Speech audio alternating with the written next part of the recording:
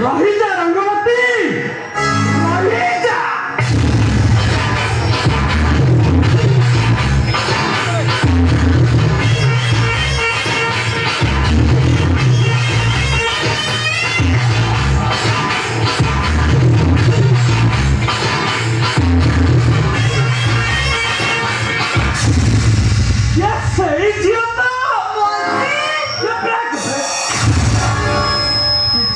पीछे पीछे तमें जानिच मो ना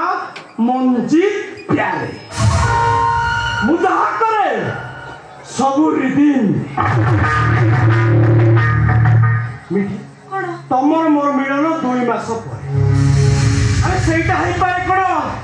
बिना रिदिन तमर मोर मिलन हबो गोटे रोमांटिक रिदिन रे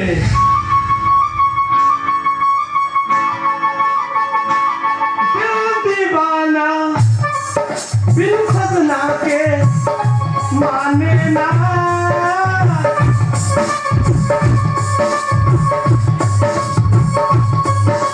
ये पागला समझाने से समझे ना। अरे छाड़ो पे कोई ये कौन होती 2 मास भीतर चुंबकीय शक्ति फिनिश दूर छिटिक आसिक जापुड़ी धरल एवं कौन आकर्षण पूरा विकर्षण पड़े तमें भी जान मु कौन अवस्था अच्छी मु सब कौन जानते तमें अरे मैं कहूँ तो आखक आस जानी तुम कौ टेंशन मुझे तुम भाई का फैक्ट्री में निया लगिगल तुम जिया सीढ़ी खसी पड़ी सबुदिन मुक्त आ तुम सान भाई गाड़ी एक्सीडेंट रे सबुदिन अंत हो मु जानी तुम बहुत टेंशन टेंशन रही सब समस्या समाधान हो समाधान रास्ता तैयारी कले आपे आपे समाधान ता छड़ा मु पर तुम पाखरे अरे बाबा से तो मु तो पाख धै आसी तमे कहले बचिबे आ तमे न चाहेला मु मरि मोरी सही कथा तमर पर मो ऊपर तमर भरोसा नहीं ये देखले टेंशन में कि तमर अवस्था कोन है ये आके तला कोळा पड़ी गलानी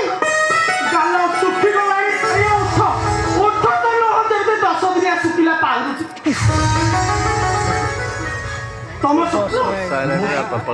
तम खुशी मो तमे अछो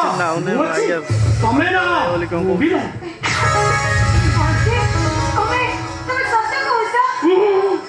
एक कथा मु कहूँ एक कथा